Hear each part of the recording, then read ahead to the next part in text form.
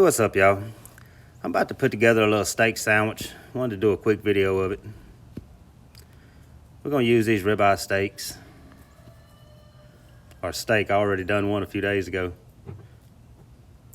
These ribeyes are kind of expensive, but I mean, with that 2-pack, it was $20 for the 2-pack.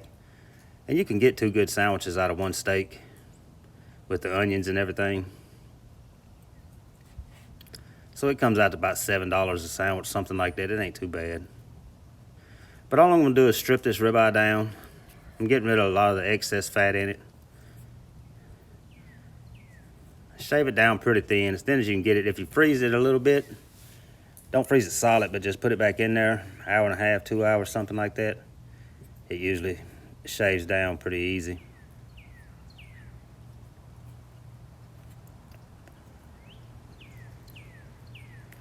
Pretty much the same as a Philly cheesesteak. I'm putting a little cheese, but I'm not gonna put a whole lot in there. I got the bell peppers going over here now. You want to do those bell peppers a few minutes before the onions. They take a little longer to get done.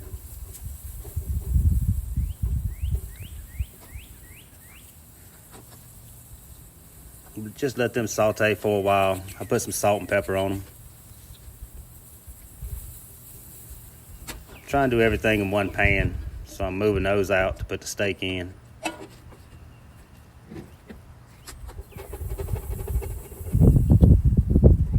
That's just butter that I'm rubbing in there. And all I'm putting on the steak is some salt and Montreal steak seasoning. Like I say, it's a real simple sandwich. I'm gonna put a little bit of cheese in, just a couple slices of pepper jack. I'd say with that whole steak, if you really wanted it cheesy, you'd have to go probably 4 to 5 slices.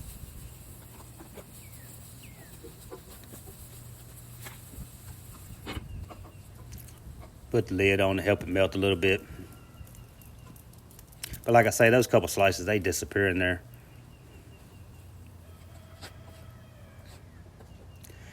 And we'll get that out and put the bun on. This is one of the best sandwiches you can make for the time it takes. It really only takes a few minutes. Cutting everything up takes longer than anything. Put just a little mayo on the bun and then just start piling it on.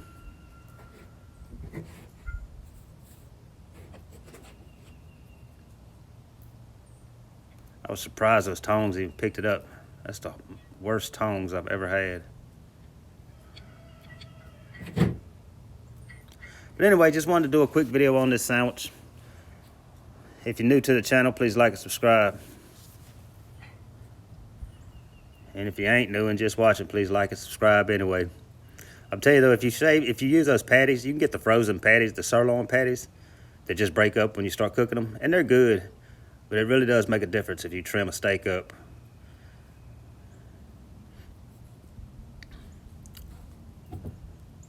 But anyway, that'll do it. It's time to eat. We'll see y'all on the next one.